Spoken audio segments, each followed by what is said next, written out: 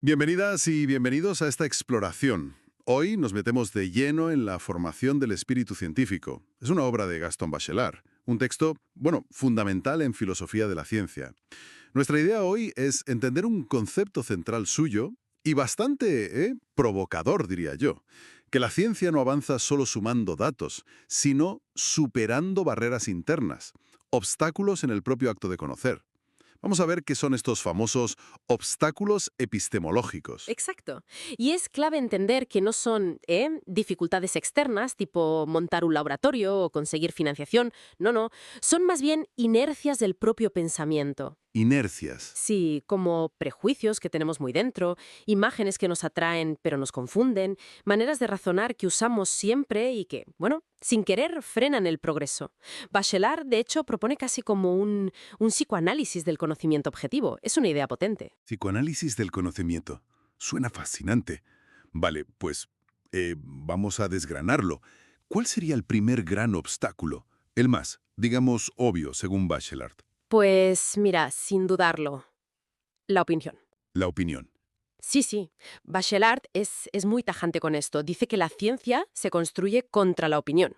Llega a afirmar que la opinión piensa mal. Bueno, es más, dice que directamente no piensa. No piensa. Vaya. No. Lo que hace es traducir nuestras necesidades, nuestros deseos, en supuestos conocimientos. Para él, el espíritu científico tiene que formarse luchando contra esa opinión común. Y ojo, también contra la experiencia básica. La primera impresión de las cosas. Esa misma.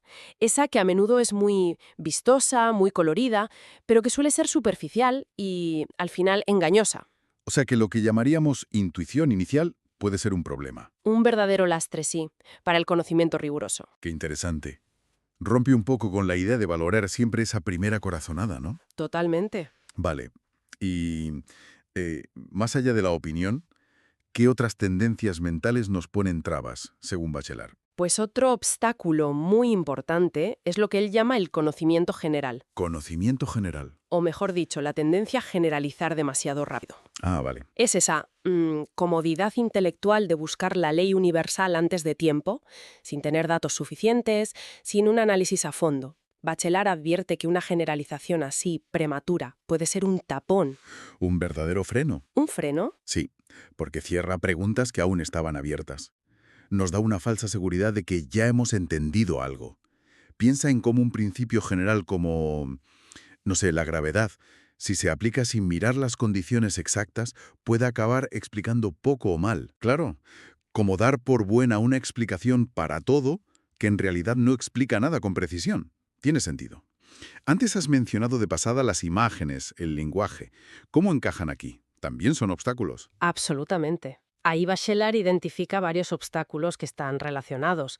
El verbal, el sustancialista, el animista. Suenan complejos. Bueno, se refiere a cómo las palabras que usamos, las metáforas que nos gustan, las analogías, si no tenemos cuidado, pueden contaminar el pensamiento científico. Él analiza muy bien, por ejemplo, la imagen de la esponja. La esponja. Sí, es una imagen muy potente, ¿verdad? Se usa muchísimo para explicar cosas de absorción, de porosidad, en física, en biología, pero a menudo se usa sin rigor, como un comodín que vale para todo.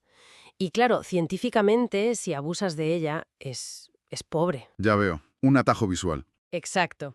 Y lo mismo pasa cuando, bueno, cuando proyectamos vida o intenciones en cosas que no la tienen. Eso es el animismo. O cuando buscamos una sustancia mágica oculta detrás de las propiedades de algo, el sustancialismo. Son formas de pensar muy arraigadas. Entendido. Son como... sí, como atajos mentales. Cómodos, pero que nos alejan del análisis riguroso. Y frente a todo esto, que parece tan metido en nuestra forma de pensar, ¿qué propone Bachelard? ¿Hay manera de superarlos? Pues propone sobre todo una actitud, una vigilancia constante. Vigilancia. Sí, una vigilancia epistemológica, la llama él. O sea, una autocrítica activa continua sobre cómo estamos pensando. Y fundamentalmente un esfuerzo continuo por ir hacia la abstracción. Hacia lo abstracto. Exacto. De hecho, él habla de tres grandes etapas o estados del espíritu científico. Primero uno concreto, muy pegado a lo que vemos, a las imágenes. Luego uno concreto abstracto, donde ya entra la geometría, las mates, para empezar a abstraer. Y finalmente, el estado abstracto, que él ve como el propio de la ciencia ya más moderna, ¿no? La relatividad, la cuántica. Ciencia que opera con conceptos que, bueno, que desafían totalmente la intuición normal, la del día a día. Entonces, es un camino De rupturas. de aprender a decir no. Decir no, sí, decir no a lo que creías saber, a las ideas fáciles, a esas inercias mentales. Entonces, resumiendo un poco, la clave para formar un espíritu científico no es tanto acumular saber como, quizá más importante, desaprender, luchar contra esa comodidad intelectual de la que hablabas. Precisamente. Es una reforma psicológica constante, dice él. Y lo valioso de Bachelard, creo yo, es que nos enseña que el error en ciencia no es solo, bueno, no saber algo. No es una simple falta. A menudo es una consecuencia casi inevitable de cómo funciona nuestra mente cuando intenta conocer. Entiendo. El error como parte del proceso. Exacto. Y reconocer estos obstáculos es el primer paso indispensable para intentar superarlos. Y esto nos deja con una pregunta final, ¿no? Para seguir dándole vueltas. Si estos obstáculos son tan humanos, tan parte de nuestro sistema operativo mental, ¿podemos realmente librarnos de ellos del todo? O quizá hoy en día, en la ciencia actual, simplemente se disfrazan, adoptan formas más sutiles, más sofisticadas, pero siguen ahí, condicionándonos sin que nos demos cuenta. Es una reflexión muy pertinente. Da para pensar, desde luego. Bienvenidos. Hoy nos metemos con un peso pesado, Gastón Bachelard y algunas ideas de su libro La formación del espíritu científico. Tenemos acá unos fragmentos del primer capítulo, donde él analiza cómo se arma, digamos, el pensamiento científico. La idea es tratar de entender bien qué son esos famosos obstáculos epistemológicos, ver por qué son pero tan importantes para que la ciencia avance. Dale, empecemos a desarmar esto. Lo primero que me llamó la atención es que Bachelard va como a contramano, ¿no? Dice que la ciencia se forma contra la intuición. Tal cual. Es un punto de partida fuerte, ¿eh?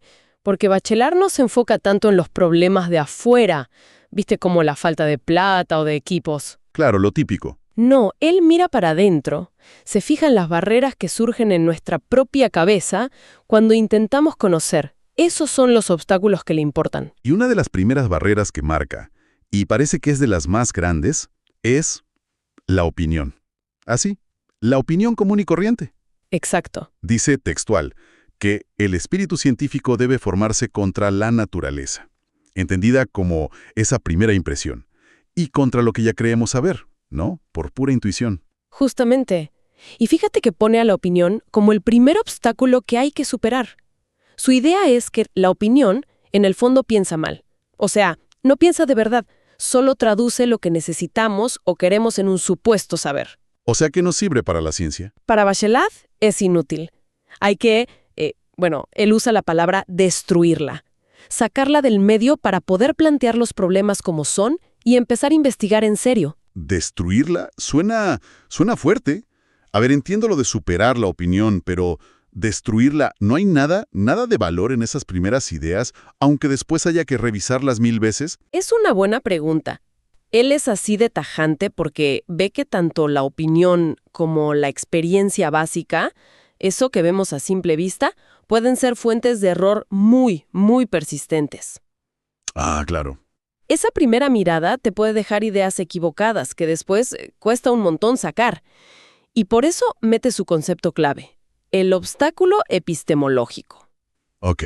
¿Y qué son exactamente esos obstáculos? Dame ejemplos. Bueno, son como inercias del pensamiento, ¿viste? Conocimientos que aprendiste antes, pero medio mal, o la comodidad de quedarte con lo conocido, generalizar rápido. Ajá. Incluso el lenguaje de todos los días, con sus metáforas y demás, puede ser un obstáculo. Lo llama el obstáculo verbal. Son como frenos, digamos, a veces ni te das cuenta, que no te dejan ir hacia un conocimiento más objetivo, más riguroso. Te estancan. Acá es donde se pone para mí súper interesante, porque Bachelard llega a proponer algo así como un psicoanálisis del conocimiento objetivo. ¿Un qué? ¿Cómo es eso? Sí, esa idea del psicoanálisis es potente, porque él ve ya estos obstáculos como algo bien profundo, casi como algo reprimido en la mente colectiva de los científicos. ¡Wow! Entonces sugiere que hay que mirar los errores del pasado, los pasos en falso de la ciencia, para sacar a la luz esas resistencias al cambio, esas cosas que nos frenan. Dice que todo conocimiento nuevo es como una luz, pero que siempre, siempre proyecta alguna sombra. Esas sombras son los obstáculos. Qué buena imagen. Y para entender cómo evoluciona esto, él marca distintas etapas históricas del pensamiento, ¿no? Sí, describe como una progresión, digamos, un estado que llama precientífico, hasta el siglo XVIII más o menos, muy pegado a lo concreto, a lo útil, incluso a lo mágico, ¿viste? Sí, sí. Después viene el espíritu científico, ya hasta principios del siglo XX, que busca leyes, experimenta de forma más controlada. Y finalmente, la era del nuevo espíritu científico, que arranca, ponele, con Einstein en 1905. ¿La relatividad? Claro. Y ahí la cosa se vuelve mucho más abstracta, matemática, teórica. Rompe totalmente con el sentido común. Y además de las etapas, habla de distintas almas, como actitudes frente al saber, casi como perfiles psicológicos del que investiga. Exacto, son como arquetipos, sí. Describe 3. El alma pueril o mundana, que es la del curioso, el que se sorprende con todo, pero no va más allá, se queda en la superficie. El turista de la ciencia, digamos. Algo así. Luego, el alma profesoral. Esta es más dogmática, ¿viste? Aferrada a lo que ya se sabe, a lo establecido, quizá por comodidad o por mantener la autoridad. Conozco algunos. Y finalmente está el alma en trance de abstraer y quintaesenciar.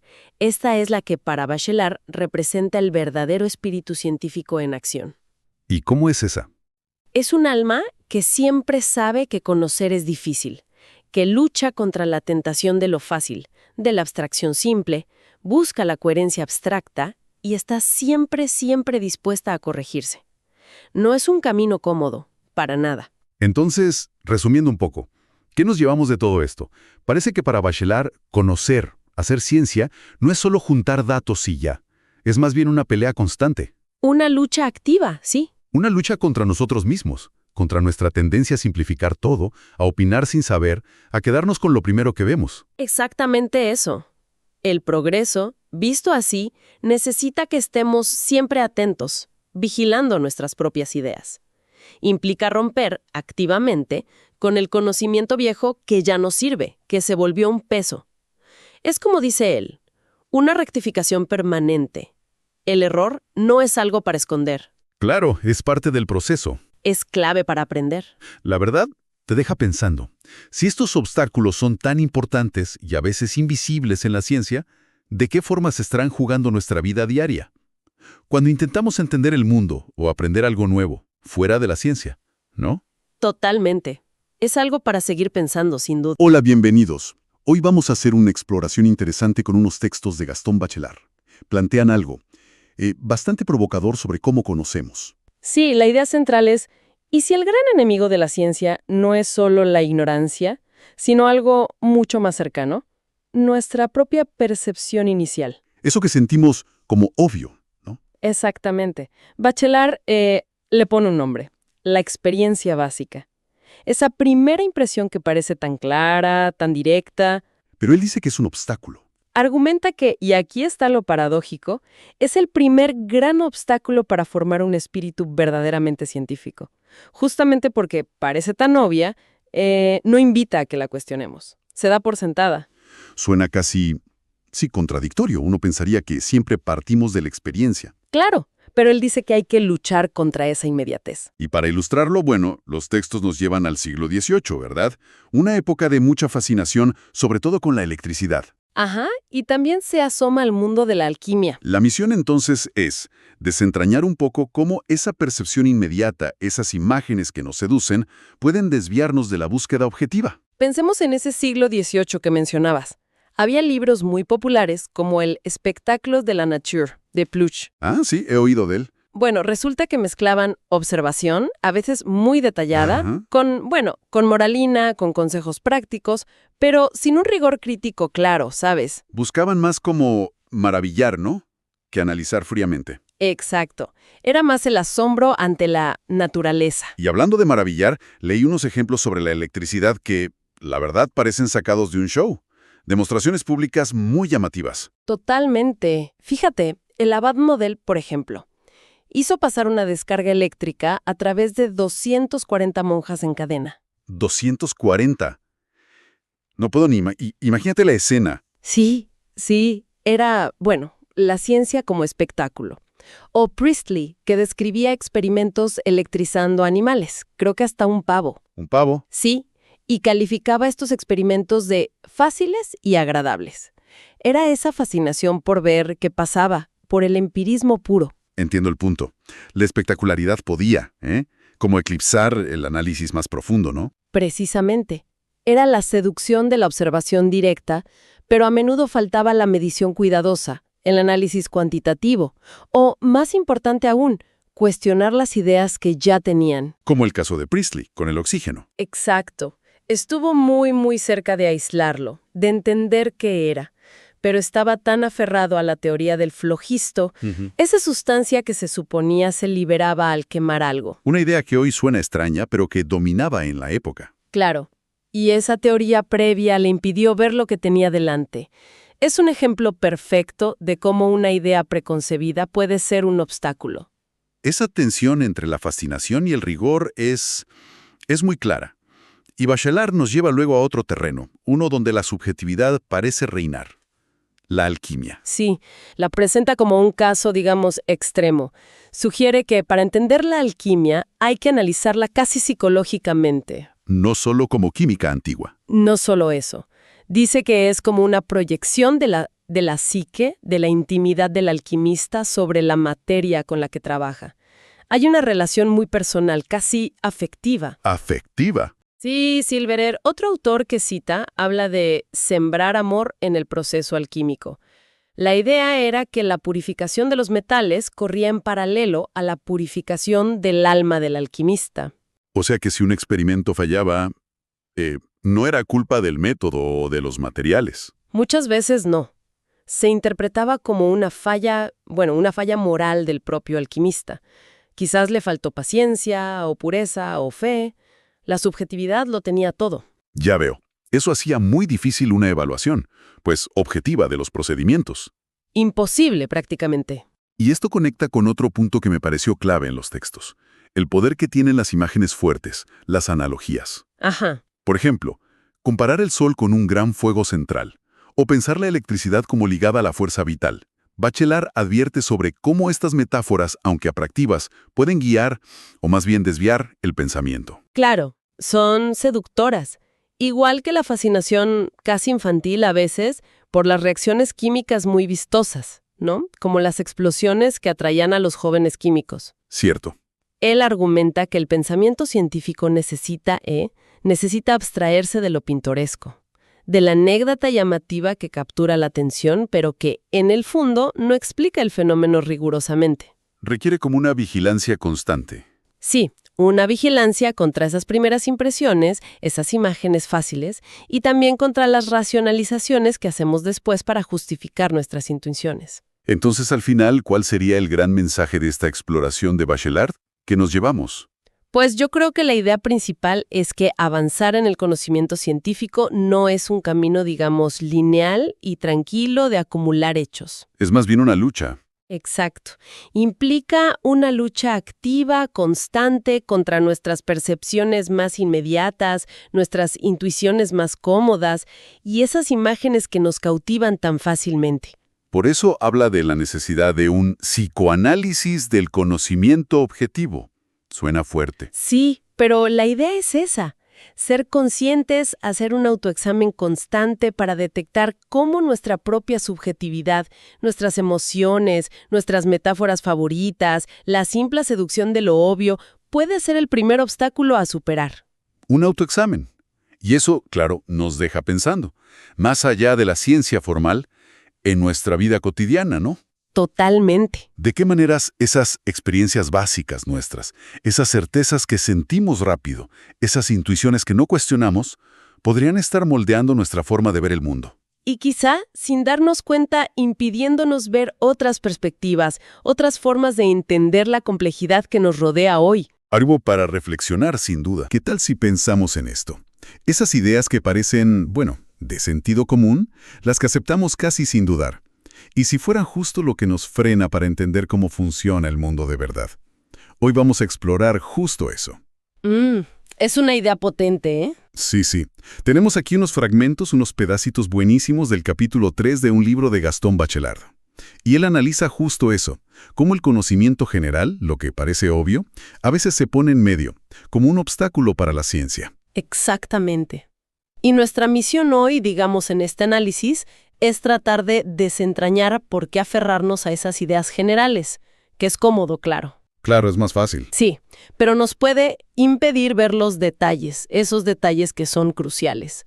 Vamos a ver cómo históricamente esas primeras ideas muy amplias, bueno, pues han bloqueado descubrimientos importantes, casi sin querer. Es que Bachelard arranca fuerte, ¿eh?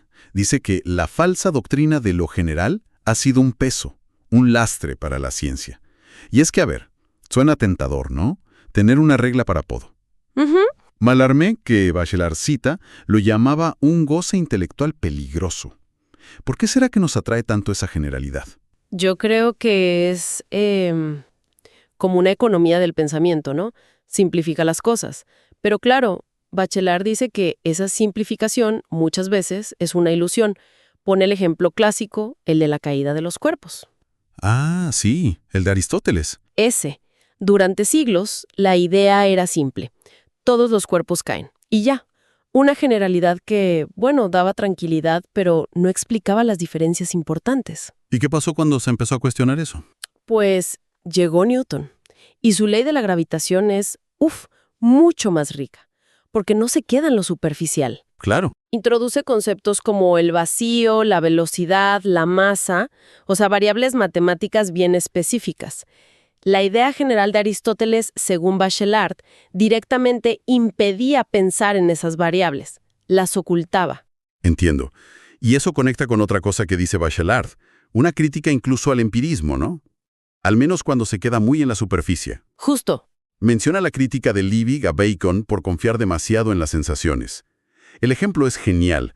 El hierro al rojo vivo parece más caliente que el agua hirviendo. Pero la sensación no mide nada científicamente. Exacto. Te engaña. La generalización basada solo en lo que sientes, pues, lleva a error. Totalmente. Y esa trampa de generalizar muy rápido, antes de tiempo, la vemos en otros casos que Bachelard detalla. Uno súper interesante es el de la coagulación. Ah, cuéntame de ese. Bueno, resulta que la ciencia temprana batalló mucho con eso. Se intentaba encontrar como una esencia común a cosas muy distintas. La leche que cuaja, la sangre que coagula. Se buscaba una acción genérica, ¿sabes? Algo que explicara todo eso junto. ¿Y qué tan lejos llevaron esa idea? Lejísimos. Bachelard cuenta que se usó como principio explicativo para casi todo. Imagínate intentar explicar fenómenos de geología o de alquimia con la idea de coagulación. Suena un poco loco ahora, ¿no? Sí, pero demuestra cómo una idea general, si es muy potente, te puede desviar del análisis específico, del análisis detallado que cada cosa necesita. Vaya. Y con la fermentación pasó algo parecido, ¿verdad? Otro concepto que estiraron y estiraron. Sí, fermentación por todos lados.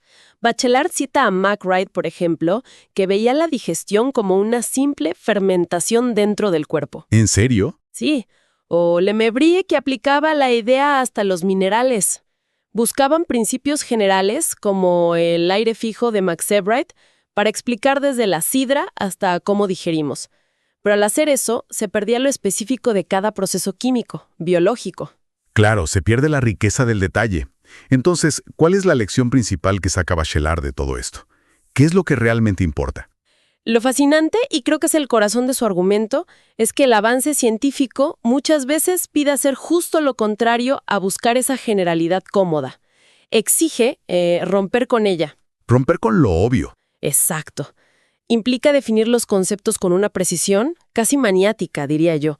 Estudiar las condiciones particulares de cada fenómeno y no tenerle miedo a la matemática, a la complejidad, a esas variables que la primera impresión general suele borrar. Es pasar de solo observar y generalizar a experimentar de forma controlada, a medir. Como dice Bachelard, hay que formar los conceptos científicamente. no solo encontrarlos por ahí en la experiencia vaga. Queda clarísimo. Entonces, de esta exploración, ¿qué nos llevamos? Que el conocimiento general, esa primera capa, sirve para empezar, claro, pero se vuelve un obstáculo si no lo desafiamos. Si no lo ponemos a prueba. Exacto. Si no buscamos activamente la especificidad, las condiciones, las diferencias, aunque parezcan pequeñitas, parece que la ciencia avanza más dudando de lo obvio que confirmándolo. Justamente. Y esto, bueno, nos deja pensando, ¿no? ¿Qué generalizaciones que hoy damos por sentadas, que nos parecen de puro sentido común, en campos como la biología, la psicología, incluso la tecnología, Ujú. podrían estar actuando como esos frenos invisibles que describía Bachelard? ¿Dónde estará escondido el próximo gran descubrimiento? Quizá oculto detrás de una idea que hoy nos parece demasiado obvia como para cuestionarla. Bienvenida o bienvenido a esta exploración. Hoy vamos a meternos con algo tan común como una esponja, Una esponja, sí. pero viendo cómo esta imagen tan simple se usó y quizás se abusó un poco en la ciencia antigua para intentar explicar cosas, bueno, cosas bastante complicadas. Exacto. Parece una forma fácil de entender, ¿verdad? Pero veremos que a veces lo fácil no es lo mejor. Pues sí. Las fuentes que manejamos, unos análisis sobre lo que llaman obstáculos verbales en la ciencia, nos muestran cómo la esponja se convierte en una especie de palabra sustancia. Palabra sustancia. ¿Cómo es eso? O sea, una palabra que parece explicar algo por sí misma, casi como si tuviera, pues eso, sustancia propia, pero que en realidad puede evitar un análisis más, digamos, detallado y riguroso. Ah, vale. Es una imagen intuitiva, sí, pero que puede frenar el pensamiento abstracto. Suena intrigante. Vamos a ver cómo funciona esto. Porque tenemos ejemplos de autores como Reaumur, Franklin, Marat, Sí, varios. que usaron la esponja para todo. Desde cómo se disuelve el aire en el agua, hasta, la electricidad o la luz. Empezamos por Reaumur, quizá. Claro. Por ejemplo, Reaumur allá por 1731, si no recuerdo mal, describe la esponja porosa, se comprime, ocupa poco, se hincha con agua, Lo típico, sí. y usa esta imagen para visualizar cómo el aire podría disolverse en el agua, como si el agua fuera una esponja para el aire. Vaya, Incluso se imagina usar un pistón para sacar ese aire de la esponja de agua. parece una imagen muy gráfica, ¿no? Muy directa. Pero ahí está el truco. Demasiado simple, quizá. Justo ahí apunta el análisis de las fuentes. Señalan que, para que la explicación funcione, Reaumur tiene que sacrificar la propia, la esponjosidad, Ah, los detalles de cómo funciona realmente esa absorción. Se aferra a la imagen general, lo que las fuentes llaman un leitmotiv de la intuición. un leitmotiv, como una idea recurrente, ¿no? Eso es. Una imagen simple y recurrente, pero no profundiza en el mecanismo fino. Se queda en la superficie, digamos. Entiendo. Y supongo que esta idea de la esponja no se quedó solo en el aire y el agua, ¿verdad? ¿A dónde más viajó esta metáfora? Viajó bastante. Benjamin Franklin, por ejemplo. Ajá. Trabajando con las ideas tempranas sobre la electricidad, lo que en esa época llamaban el fluido eléctrico, pues también usa la esponja. También. Sí, piensa que la materia normal es como una esponja para ese fluido. Aunque admite que los poros son pequeños, la imagen base es la misma, algo que absorbe. Vaya tela. Así que la misma idea para cosas tan distintas como el aire, en el agua y la electricidad. Y más aún, otros autores hablan de esponjas de luz. ¿Esponjas de luz? Sí, para referirse a materiales como el vidrio, que, dejan pasar la luz como si la absorbieran y la soltaran.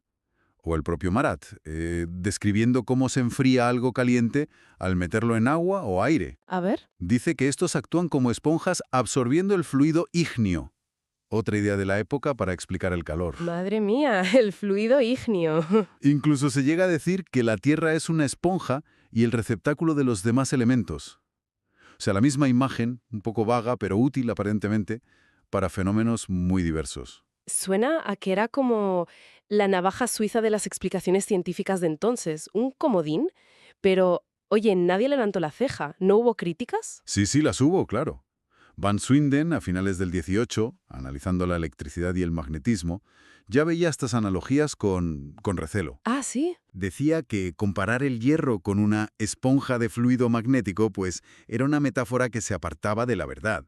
Señaló explícitamente el peligro de estas expresiones que, aunque atractivas, podían ser engañosas. Claro. Quizá porque el magnetismo tiene propiedades muy específicas, ¿no? Direccionales, que una simple esponja no captura bien. O sea que ya se intuía el problema de quedarse solo con la imagen bonita, con lo fácil. Exacto.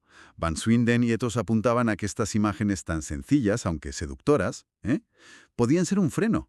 La intuición inicial, como decía Descartes según se menciona en las fuentes, Ajá. puede dar una claridad aparente, sí, pero impedir ir más allá, hacia un conocimiento más detallado y objetivo. Necesitamos superar esas intuiciones con razonamientos más abstractos y modelos precisos. Es interesante esa crítica. Y vemos esa tensión incluso en el propio Marat, ¿no?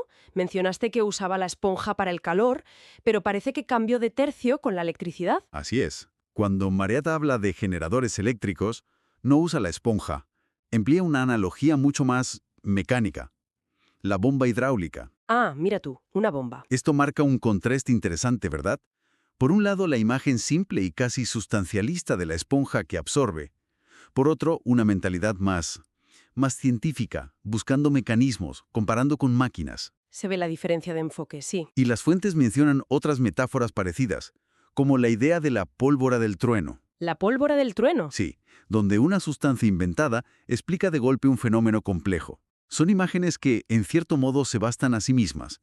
Cierran la explicación en lugar de abrirla a más investigación. Te dan la respuesta fácil y ya no preguntas más. Algo así.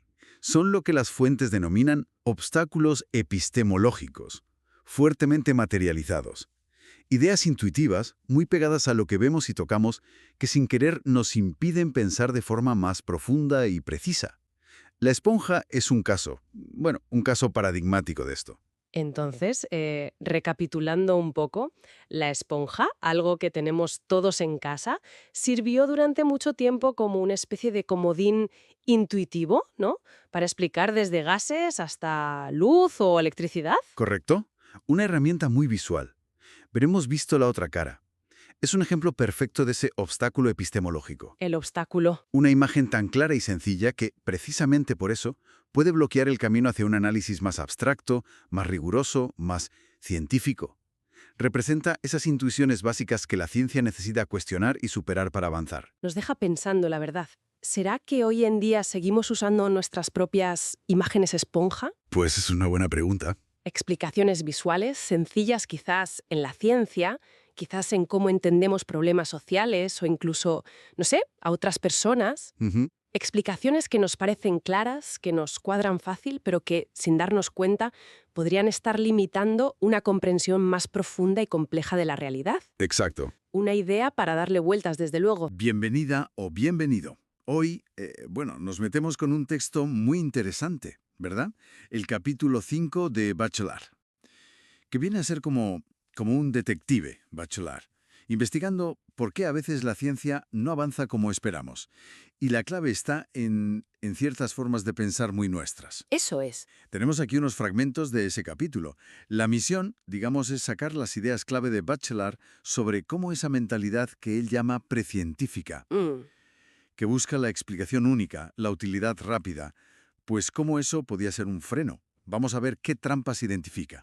Exacto. El texto analiza justo eso, cómo esa necesidad muy humana de buscar la gran armonía, la respuesta fácil o la aplicación práctica, pues puede acabar dificultando el pensamiento científico más riguroso, ese que acepta la complejidad, que necesita pruebas.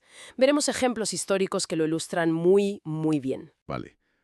Bachelard empieza poniendo un contraste. Algo simple, como entender cómo va una esponja, Ajá.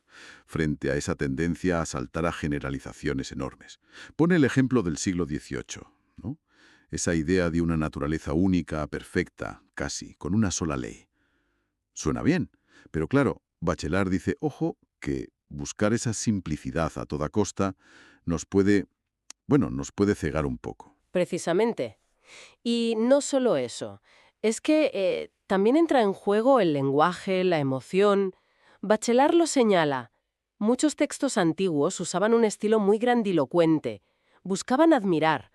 Piensa en cómo describían la luz, casi poesía, como hacía de la Cepede. Claro. El problema es que esa emoción podía, digamos, teñir la investigación. Se creaban vínculos más psicológicos que objetivos. Entiendo, Como esa historia de la perfección de la luz que comenta C. de la Chambre, que según Bachelard se ignoraba que la luz pierde intensidad con la distancia. Porque no Hmm. cuadraba con esa idea previa de perfección, a menudo ligada a Dios, ¿no? Justo. Parece que preferían la idea bonita a la observación pura y dura. Exacto. Y lo fascinante es ver cómo esa búsqueda de unidad choca con lo que sí veían. Las dualidades. Había gente, como Marivets o Goussier, que detectaban pares de opuestos en la naturaleza. Pero la tendencia era intentar unificarlos bajo una sola explicación. Ajá. Y muchas veces teológica, claro, en vez de investigar las causas más materiales o mecánicas de esa complejidad. Se mezclaba todo, física y teología. Vale. Además de buscar esa unidad así tan perfecta, ¿qué otras muletas usaba ese pensamiento precientífico según Bachelard? Habla de analogías universales. Correcto. Metzger estudió las analogías paracelsianas, esas ideas, ¿sabes?, de Paracelso y otros, de que todo está conectado de forma mística. Los astros con los metales, el cielo y la tierra, el hombre y el cosmos. Ah, claro. La astrología sería otro ejemplo de esa. Supradeterminación, como dice Bachelard. Buscar conexiones cósmicas para todo. Mm. Y el ejemplo que da del gato es bastante gráfico, ¿verdad? Sí, sí. Esa conexión con Saturno, la luna, y cómo se usaban partes del gato o su supuesto veneno en medicina. Totalmente. Ilustra a la perfección cómo se imponían relaciones muy generales, a menudo súper vagas, basadas en símbolos, en lugar de investigar cada cosa por separado, con rigor. Es una tendencia a conectar los puntos sí o sí, aunque la línea sea imaginaria. Y esto, ojo, nos hace pensar en cómo filtramos información hoy también. Totalmente. Y luego está el pragmatismo, la utilidad por encima de todo. Si algo sirve, tiene que ser verdad, o al menos importante.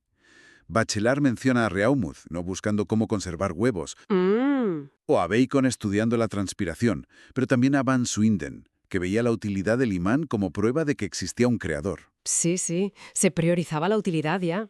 El valor de algo era para qué servía. Daba igual si la explicación científica era floja o incluso errónea. Se buscaba la función real, que casi siempre era la utilidad para nosotros. Claro. Sin ver que muchas veces esas explicaciones útiles eran abstracciones, ideas generales sin base sólida. Es un poco como ahora, ¿no? Cuando vemos titulares que simplifican un montón los estudios para darnos una aplicación directa. Esa búsqueda de la respuesta fácil, del truco útil. Y ya para cerrar el círculo, Bachelard menciona la tendencia a inventar conceptos que lo expliquen todo de golpe. Eso es. Como el famoso fluido eléctrico de Tresan, una sustancia imaginaria que supuestamente explicaba toda la electricidad.